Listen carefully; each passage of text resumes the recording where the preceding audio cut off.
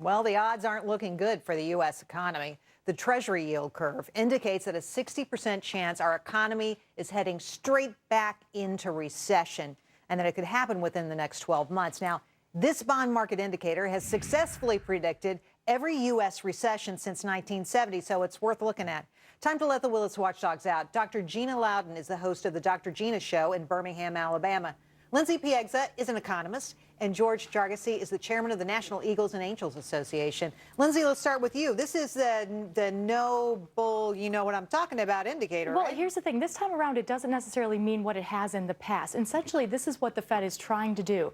Manipulate the yield curve and lower the spread between long-term and short-term rates. So essentially, that's where we get this twist, where we call Operation Twist. Relatively lower long-term rates is set to increase investment and spark the economy, while relatively higher short-term rates is expected to stem capital flows and actually balance out that current payment. So this is what the Fed wants to see, flatten out the curve and essentially invert it if we do see an extreme case. Wow. So while the economy certainly is on very, very fragile ground, this indicator in and of itself is not enough to predict a recession. So, George, do you think we're headed into recession? Yes, I do. I think that the issue with the economy right now is that even if that money does get freed up, it's not going to make it down to the small businesses that employ the majority of Americans. And there's a problem with the banking system for one thing, but also in the trading you've seen in the last couple months. We have now a very difficult situation where it lacks confidence, and it's not only here in America, but also you're seeing it overseas. Let me tell you, the lack of confidence issue is huge. Gina, to you, your viewers, your listeners, when they call in, what are they saying about the economy?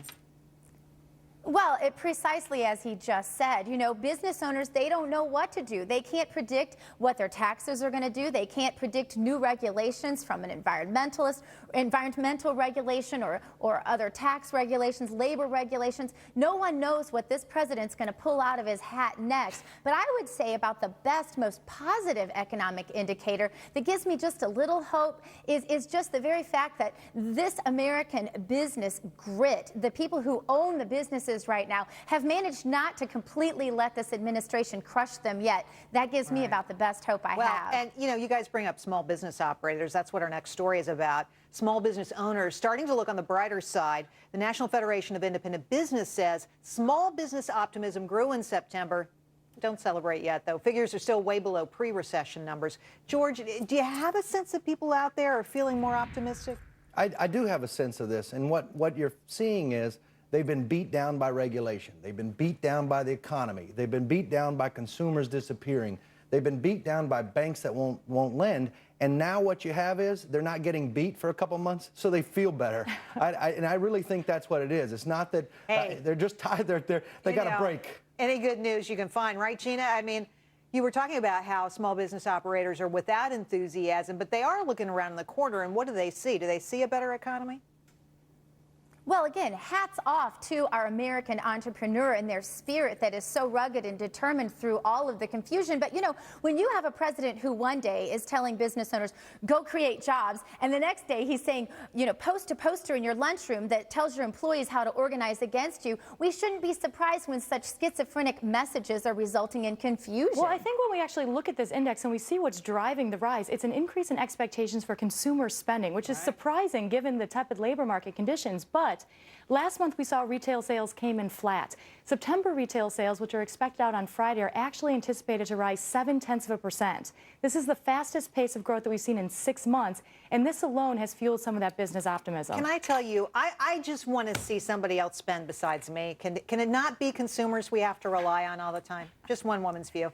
All right, here's another good story. Drivers across the country are facing yet another round of toll hikes, some of which are double original fees. States and communities are expecting to rake in billions of dollars to build, repair roads, intensifying, that is, the debate over how the country should pay to maintain highways. Gina, we're seeing it big time here in New York. I'm telling you, I don't know how people who drive into the city every day are going to do it. Well, the thing is, people have to really watch. They've got to crush these things when they don't have a definite death date, you know, because the thing that we all know about bureaucrats is that they love to bring these things in and then they never ever go away. So if there's no definite death date, watch for bureaucrats to just, you know, make it a cash cow and labor unions to make it a cash cow. So the things that consumers need to watch for, if they're not going to crush them, is that it is definitely a usury situation, maybe for a new road, but not to do old repairs and things that shouldn't be done that way. It just becomes a cash cow. We got to leave it there, guys. Sorry, we're kind of short on time today. I've been too talkative entirely. That's what it boils down to. Gina, Lindsay, and George, thanks so much for coming in tonight. Great job. All right, up next, Mitt Romney gets a very high-profile endorsement, but will it help him keep his